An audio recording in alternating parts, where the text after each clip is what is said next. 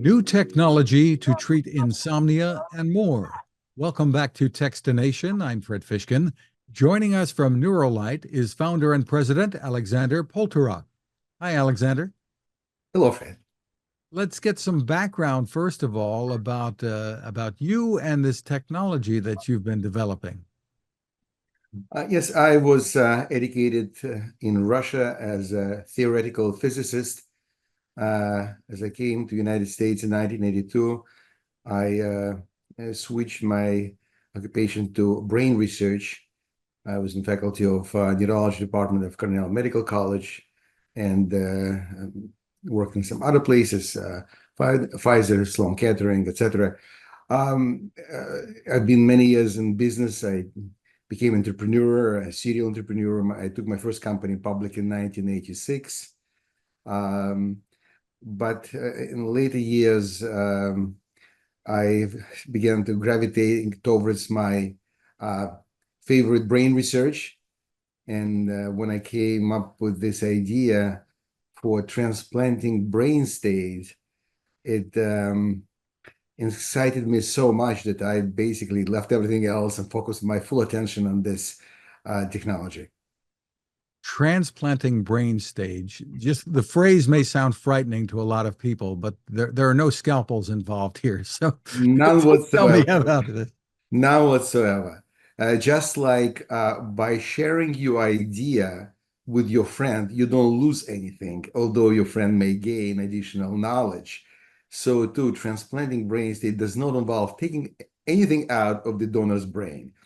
Essentially, this is a metaphor for replicating brain states done by replicating brain waves. So the best metaphor I can offer to explain what it is a musical metaphor. Just like music can be recorded during live performance, it could be replayed later on in another place or another time. So too, the brain waves, which is essentially the music of the brain, can be recorded in one brain and replayed in another brain, or the same brain at another time. And that's what we're trying to do. Let's take a look at a little video that'll explain some of this. Welcome to NeuroLight, where we are developing a groundbreaking technology to transplant desirable brain states into individuals for better sleep, improved cognition, and much more. What is a brain state? Sleep is a brain state, and so is being awake. Relaxation and hyperfocus are brain states too. As every insomniac knows, some desired brain states, such as sleep, are not easy to achieve. NeuroLight proposes to transplant desirable brain states from individuals, such as healthy sleepers, who already possess them, to other individuals who struggle to achieve them. While this hypothesis remains to be proven in clinical studies, the theory behind it is sound, and preliminary results are very promising. Here's how it works. All brain states are associated with certain brainwave patterns. The rhythmic activity of the brain. Brainwaves are the music of the brain. A healthy brain can be visualized as an orchestra playing a beautiful symphony. Every brain nerve cell, a neuron, is a musician. Every group of neurons firing together in sync is like a group of instruments. Just as the music produced by each musician combines into a symphony, the rhythmic firing of neurons produces brainwaves. And just as music can be recorded and replayed, evidence suggests the brainwaves from one person's brain can likewise be recorded and replayed in another person's brain. NeuroLight's pioneering technology aims to transplant desirable brain states from one person to another. By recording the brainwaves of a desirable brain state, for example, sleep, and replaying them in the brain of a person who wants to attain this state, we hope to be able to help this person to achieve that brain state. Sleep is vital for memory, immunity, health, and longevity. Unfortunately, millions of people who suffer from insomnia and other sleep conditions are unable to fall or stay asleep. Sleep is the first problem we are tackling with the anticipated launch of NeuroMask. NeuroMask uses pulsating light emitted by the LEDs embedded in the mask and synchronized sound bursts emitted through embedded earphones. This neurostimulation is designed to optimize the time you spend sleeping. and reduce the time it takes to fall asleep. This is just the beginning for us, though. Our technology has potentially far-reaching applications, including potential treatment of mood disorders, improving concentration and learning, enhancing emotional response in online games and virtual reality, and more. Say goodbye to tossing and turning, and say hello to restful sleep with NeuroLight. So you have received a National Science Foundation grant for the development of the sleep mask, and you've submitted a report on outcomes. Tell us about it. Yes, we were very fortunate to receive this prestigious award from National Science Foundation and SBIR. This phase 1 grant allow us to develop a smart sleep mask. I can show you the alpha prototype, which we developed under this grant. This is a regular off-the-shelf sleep mask. The only a peculiar property of this particular mask that we bought on Amazon for our alpha prototype is that it had a pocket, which was intended for an ice pack to cool your forehead. But we turned this pocket into a receptacle for all sorts of electronics that we put inside, printed circuit boards, batteries, wires, etc. On the inside of that sleep mask, you can see 2 sets of LEDs right in front of your eyes, which emit red and infrared light for visual stimulation. And in the flaps of the mask, embedded 2 earphones, which emit sounds for auditory stimulation. So it's a very comfortable mask. You can sleep in it the entire night, which I do, with no issues whatsoever. But it provides a whole night brain stimulation that allows you to achieve much deeper sleep and be more restored and energetic in the morning, to ensure it will have higher cognitive performance during the day, better energy, and overall better health. And where do the brain waves from other people come in? Yes, excellent question. So while in my metaphor, it was very simple, record and play back. Of course, in real life, it's not as simple as that. Recording is rather simple because we use electroencephalography, a technique that's been used for 150 years. So we do use EEG recordings of thousands of healthy sleeping subjects.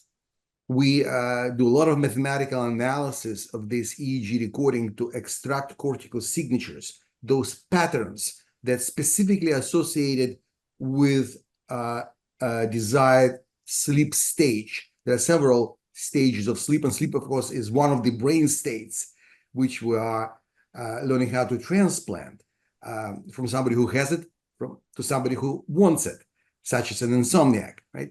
The few stages of sleep include N1, which is the light sleep, N2, which is transitional between light and deep sleep, N3, which is deep sleep, and then what's called slow wave, deep non-REM sleep, and REM sleep. So we can identify patterns specific to each of these stages of sleep, and then we invert those patterns into a waveform, which we modulate on the stimuli we use to stimulate the brain. In our case, it's light and sound.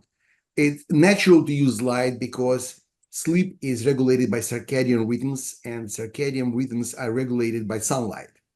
We wake up when sun shines in our face, and we're supposed to go to sleep, evolutionarily speaking, when the sun sets. Of course, now computers and laptops and smartphones keep us busy, which creates a problem.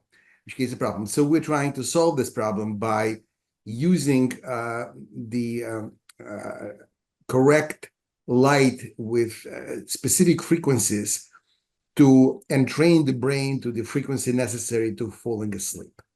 So that's what we do. We record the EEG from sleeping donors, healthy donors. We extract those patterns from these EEG recordings. We create waveforms We modulate these waveforms on light and sound, and then we stimulate the brain using this mask to entrain the brain to the desired frequency to induce a desirable sleep stage. For example, for somebody who suffers from an onset insomnia, which means that they cannot transition from waking state to sleeping state. They cannot achieve N1, the first stage of sleep. So that would be a specific program that would stimulate the brain with the frequencies that are characteristic of N1, and more specifically transition between waking state to N1. Or somebody who is missing, for example, slow wave sleep, which is characteristic of patients with insomnia, with dementia. We would be looking for cortical signatures which are associated with this slow wave non-REM deep sleep, and we would induce the brain to enter this slow wave sleep to allow people to engage their brain immune system and consolidate short-term memory into long-term memory, which all happens during the slow wave sleep, which is missing in a lot of elderly people. So do you envision this as something people would be using in their homes on a regular basis, or would this be going to a facility to have treatment, or how is this going to be used? It's an excellent question, Fred. Like all neuroscientists, we started neuromodulation using traditional neuromodulation techniques such as electrical transcranial electric stimulation, TES, specifically TACS, transcranial alternating current stimulation. And people use magnetic stimulation, but we quickly realized that this technology is not scalable. Although our first pilot studies were done in the neuromodulation lab of the City College of New York, the lab of Professor Ron Bixson, who was very gracious offering his lab and collaborating with us to do 2 sleep studies, which we did in 2018 and 2019 and reported at conferences, published the results. We used for these studies the transcranial electric stimulation. But we realized that this technology is not scalable because people cannot come every night to a lab to sleep. They have to sleep in their homes. And we therefore looked for different stimulation modalities that can be easily implemented at home. And of course, light and sound are very, very convenient for this purpose because you don't need to attach any electrodes to your head. You don't need to wear this cap, a funny looking cap, similar to the ones that you wear when you take EEG recordings for stimulation. We use very similar cap embedded with electrodes. You don't need to use electroconductive gel. You don't need to wash your hair before that with shampoo to make conductivity better. All these things, all this hassle that goes on in preparing yourself for electrical stimulation of the brain is gone. We use natural light and sound. These are holistic modalities, natural modalities. And as I said before, they actually turn out to work much better because our brain is very much evolved to be entrained by natural light, because that's what tells the brain when to wake up and when to go to sleep. So it works very well at home and is meant to be used at home. And it's safe. You don't need to be monitored. Are there risks involved with using this? I beg your pardon? Are there risks involved with using this mask? It's no other risk than looking, for example, on sunset in the evening. We wish we had an opportunity to go every evening outside to observe sunset.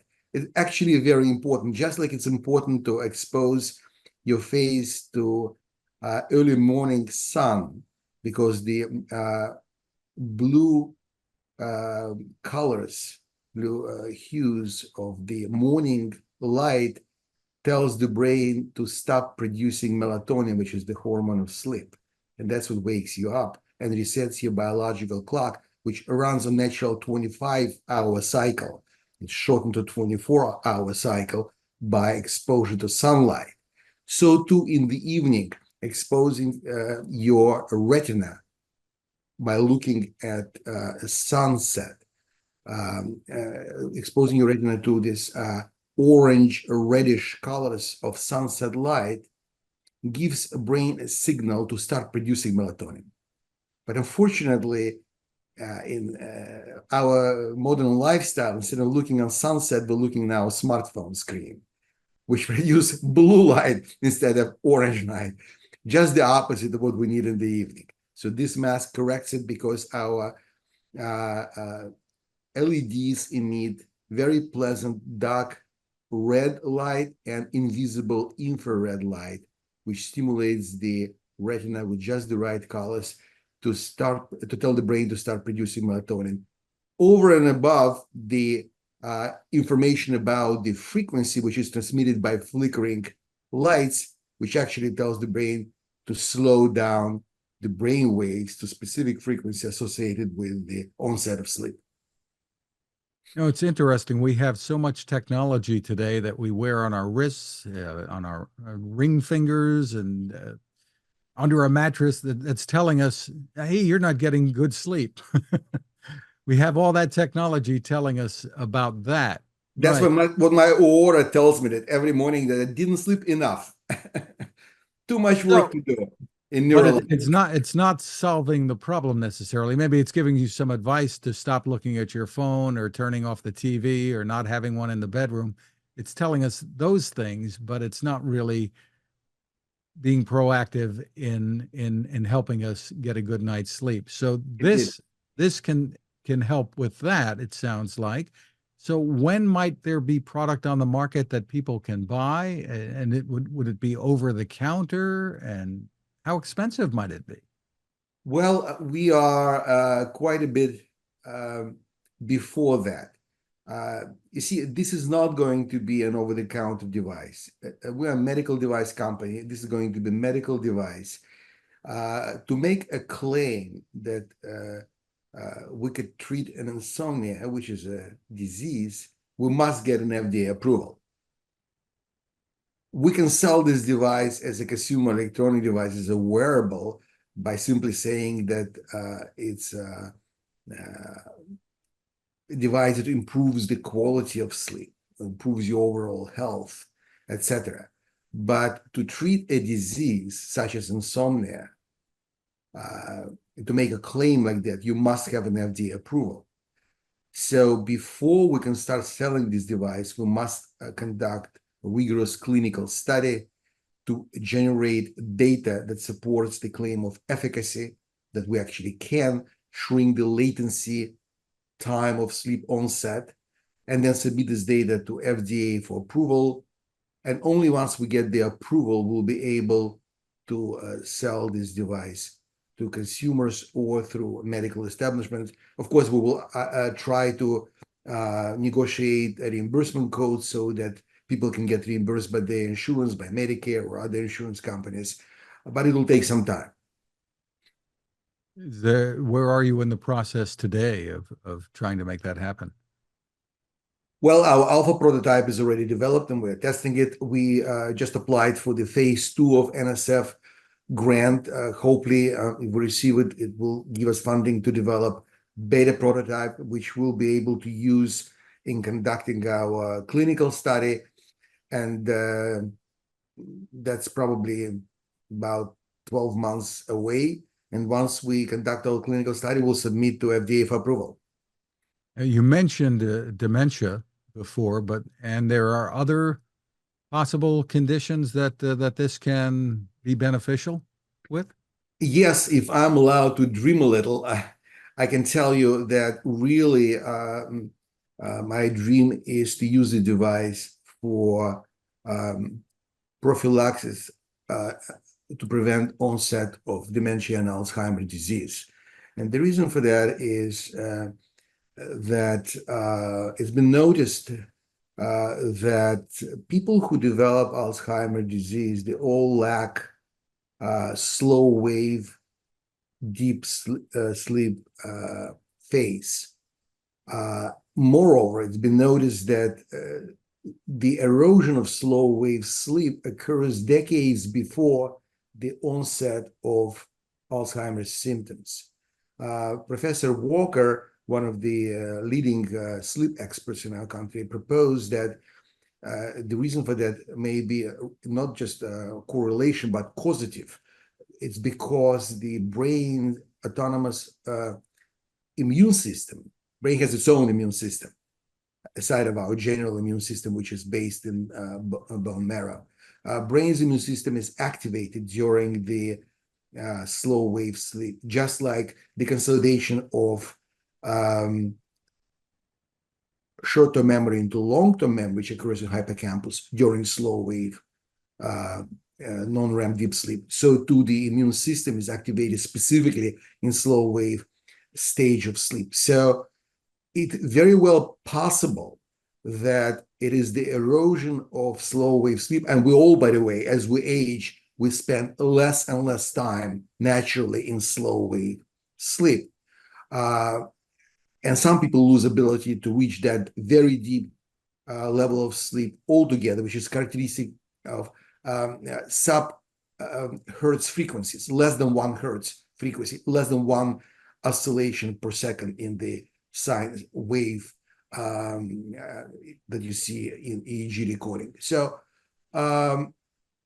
if we can entrain the brain to get to that stage of sleep, even if it cannot do it on its own, but during the brain stimulation session, which is going to be done while you wear the sleep mask and you go to sleep and you're sleeping and you're unaware of it, but the mask does its job with this flickering light and almost imperceptible sounds. They entrain your brain, and we will be able to take the brain by the hand, if you will, and walk it down the aisle to the place it cannot get by itself, but we want to get it to that place of slow wave sleep where we'll be able to activate the immune system of the brain to clear out all the debris from metabolic processes, to clear out all this beta and tau amyloid, and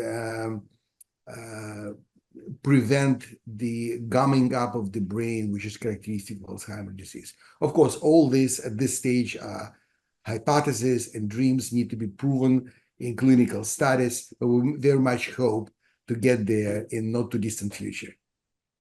Well, you have some interesting people coming on board to assist with all of this. This week, you announced that astronaut and inventor Dr. Scott Parazynski, who we've interviewed in the past, has joined your advisory board. Yes, we are very excited about Scott joining the board of our company. He brings a wealth of experience. He's a medical doctor. He's a physician. He's a scientist. He is an inventor, prolific inventor, and he spent 70 years in NASA. He's been 17 times spacewalks. He led 5 of them. He's also an athlete. So he is bringing wealth of experience, because this technology can be applied to other areas aside from sleep. For example, regulation of circadian rhythms. Astronauts in space have a problem with disturbance of their circadian rhythms.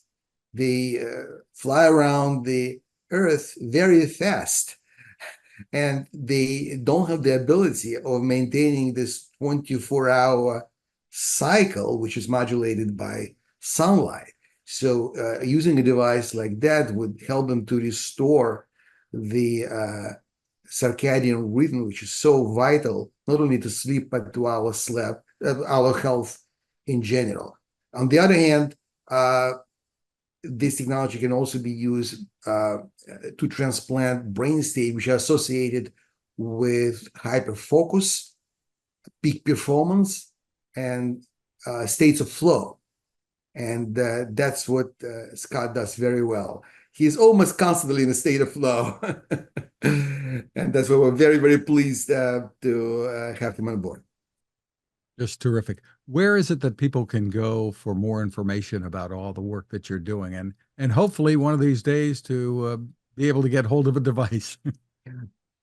Yes, our website is www.neurolight.co. NeuroLight.co. Alexander Poltorak, thank you so much for spending time with us. Fred, it's my pleasure. Thank you for inviting me.